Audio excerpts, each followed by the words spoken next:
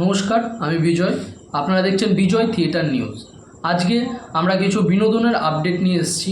প্রথম যে আপডেটটা নিয়ে কথা বলবো সেটা হচ্ছে দেবদাকে নিয়ে। দেবদার টেক্কার একদিনের শুটিং বাকি আছে ও খাদানের থার্ড শিডিউলে শুটিং বাকি আছে। যেহেতু সামনে ইলেকশন, সেক্ষেত্রে দেবদা একটু বিজি আছে, কিন্তু টেক্কার শুটিং কমপ্লিট করে দেবে। দেবদা কথা দিয়েছে সৃজিত মুখার্জিকে। সৃজিত মুখার্জি আগেই অ্যানাউন্সমেন্ট করে দিয়েছে যে টেক্কা আসছে পুজোর সময়। সেক্ষেত্রে প্রশ্ন এক জায়গাতেই থেকে যাচ্ছে, যদি টেক্কা পুজোর সময় আসে তাহলে খাদান কি জুন মাসে রিলিজ করতে পারবে? কারণ থার্ড শিডিউলের শুটিং বাকি এবং dubbing adjust, music correction, music adjust সব কিছু করে কি পারবে? তো আমার মতে মনে হয় খাদানের ডেটটা পিছিয়ে দিয়ে এবং খাদানের মতো এত বড় একটা প্রজেক্ট ওটা ধীরে সুস্থে করাই ভালো, ওতে আরও বেটার হবে। সেকেন্ড আপডেট নিয়ে আমরা কথা বলবো, সেটা হচ্ছে দেবী চৌধুরী রানীর ফার্স্ট পোস্টার লঞ্চ করে গেছে। তো সেখানে বুম্বাদা, শ্রাবন্তী চ্যাটার্জি এবং আদার্স যারা আছেন তাদের লুক অসাধারণ লাগছে। এবং বুম্বাদার যে 60 বছর বয়সেও যে মাসি লুকে দেখতে পাবো, এটা সত্যি ভাবা যায় না। একটা সিন আছে যেখানে গাছ থেকে একটা লাফ মারার সিন, তো সেখানে বুম্বাদা গাছ থেকে লাফ মারছে, সেটা বিনা ড্যামিতে করছে। আমরা তো বলিউডকে নিয়ে কথা বলি, সেক্ষেত্রে টলিউডেও যে এইভাবে অ্যাগ্রেশনভাবে করছে, সত্যি এটা ভাবা যায় না। এবার আমরা থার্ড আপডেট নিয়ে কথা বলবো, সেটা হচ্ছে অনিল কাপুরের নায়ক সিনেমাটাকে নিয়ে। নায়ক 2 আসতে চলেছে। নায়ক যখন লঞ্চ করেছিল সেই সময় ওয়ার্ল্ড ট্রেড সেন্টার ধ্বংস হয়ে যায় এবং বিশ্বব্যাপী একটা খুবই খারাপ সিচুয়েশনের মধ্যে দিয়ে যায়। সেই কারণে নায়ক সিনেমাটা আশানুরূপ ব্যবসা করতে পারেনি, কিন্তু পরবর্তীতে যখন আমরা টিভিতে দেখি সেটা এতটাই পরিমাণে টিআরপি হাই থাকে এবং সুপারহিট হয়, সেখানে কাল্ট উপাধি দেওয়া হয় এই সিনেমাটিকে। তো সেই নায়ক সিনেমায় আবার পার্ট 2 হয়ে আবার আসতে চলেছে। শঙ্কর এবং অনিল কাপুর দুজনাই ফার্স্ট মিট আপ করেছেন এবং ফার্স্ট মিট আপে তারা জানিয়েছেন যে নায়ক 2 রিলিজ হবে। এই নায়ক সিনেমা নিয়ে আরেকটি কথা আমি বলে দিতে চাই, সেটা হচ্ছে এই নায়ক সিনেমাটায় যখন ফার্স্ট করা হয় তখন প্রথম অ্যাপ্রোচ গেছিলো হচ্ছে শাহরুখ খানের কাছে। তো শাহরুখ খান নানা কারণবশত এই সিনেমাটায় রিফিউজ করা হয়ে ওঠেনি, তারপরে যায় অনিল কাপুরের হাতে। এবার আমরা ফোর্থ আপডেট নিয়ে কথা বলবো, সেটা হচ্ছে AAA আসতে চলেছে এবং তার শুটিং শুরু হবে অক্টোবর মাস থেকে। তাতে অভিনয় করছে আলু অর্জুন এবং ডিরেক্ট করছে অ্যাটলি। ফিফথ আপডেট নিয়ে আমরা এবারে কথা বলবো, যে আপডেটটা বলতে আমার হাসিও লাগছে আবার লজ্জাও লাগছে।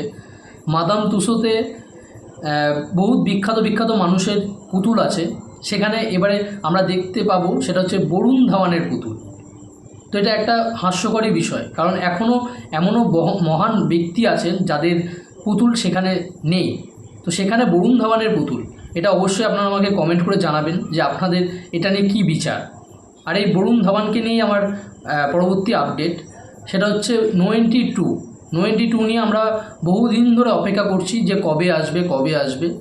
তো রিসেন্টলি আমরা জানতে পেরেছি যে 92তে বরুণ ধাওয়ান থাকছে, কিন্তু পুরনো যারা করেছিলেন তারা কেউ থাকছে না। যেমন অনিল কাপুর, সালমান খান, তারা কেউই থাকবে না। তাদেরকে বাদ দিয়ে যাদেরকে নেওয়া হয়েছে তারা হলো বরুণ ধাওয়ান, অর্জুন কাপুর এবং দিলজিৎ। তো বুঝতেই পারছেন বইটা ডিজাস্টার হতে চলেছে। আসলে আমরা বুঝতে পারছি যে বনি কাপুরের প্রচুর টাকা হয়ে গেছে, তো তার জন্যই সে চাইছে বইটা ফ্লপ করানোর জন্য। তো সেক্ষেত্রে আপনারা বুঝতেই পারছেন যাদেরকে ক্যারেক্টার সিলেক্ট করা হয়েছে, বইটা অলরেডি ডিজাস্টার হয়ে বসে আছে। আর এবং বনি কাপুরের সঙ্গে অনিল কাপুর যেহেতু দাদা ভাইয়ের সম্পর্ক, তারা দাদা ভাই, তো অনিল কাপুরের সঙ্গে বনি কাপুরের একদমই কথাবার্তা কিছু হচ্ছে না, তারা টোটালি কথা বলা বন্ধ করে দিয়েছে। অনিল কাপুর প্রচণ্ড পরিমাণে রুষ্ট রয়েছে বনি কাপুরের ওপরে এবং সালমান খানও এই ডিসিশানে পুরোটাই চটে গেছে। তো বুঝতেই পারছেন বনি কাপুর এখন ভাবছেন যে ভাইজানকে তো চটানো যাবে না। তো সেক্ষেত্রে বনি কাপুর এখন সালমান খানের সঙ্গে কথা বলেছে যে রাধে সিনেমাটার রাইট তো সে দেবে না বলেই দিয়েছিল। তো সেক্ষেত্রে এখন তিনি কথা বলতে গিয়েছেন যে ওয়ান্টেড টু নিয়ে সে বলেছে যে ওয়ান্টেড 2টা করবে এবং ওয়ান্টেড 2 লেখার কাজ শুরু হবে এবং সালমান খানও তাদের সম্মতি জানিয়েছে। 6 আপডেট নিয়ে যেটা কথা বলবো আমরা, সেটা হচ্ছে পুষ্পা টু খুব শিগগিরই আসতে চলেছে এবং তার ট্রেজার আসবে 8ই এপ্রিল। লাস্ট পোস্টারে আমরা দেখতে পেয়েছিলাম যে আলু অর্জুন পায়ে ঘুঙুর বেঁধে রয়েছে। তো সেই পোস্টারে যেভাবে হাইপ উঠেছিল, এবার ট্রেজার আসার পরে দেখব যে কতটা হাইপ যেতে পারে। আজকের লাস্ট আপডেট যাকে নিয়ে আমরা কথা বলবো, সেটা হচ্ছে SRK, শাহরুখ খানের পাঠান 2 আসতে চলেছে, আমরা প্রত্যেকেই জানি। তো দুঃখের বিষয় একটাই যে পাঠান যে ডিরেক্ট করেছিল সিদ্ধার্থ আনন্দ, তিনি জানিয়েছেন যে তিনি পাঠান 2 ডিরেক্ট করবেন না। তার কারণ ইয়াশ রাজ ফিল্মসের সঙ্গে তার রেমুনেশন নিয়ে প্রবলেম হয়েছে। তো সেক্ষেত্রে সে পাঠান 2 একদমই ডিরেক্ট করবেন না, সে সরে দাঁড়িয়েছে এবং ইয়াশ রাজ ফিল্ম অন্য ডিরেক্টর খুঁজছেন।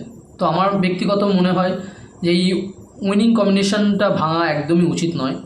প্রবলেম হয়েছে সেটা নিজেদের মধ্যে শর্ট আউট করে তো সিদ্ধার্থ আনন্দকে দিয়ে আবার ডিরেকশনটা দেওয়ানো হোক পাঠান 2টা, এটাই বলবো। তো তোমাদেরও কি মতামত সেটা আমাকে কমেন্ট বক্সে অবশ্যই জানিও।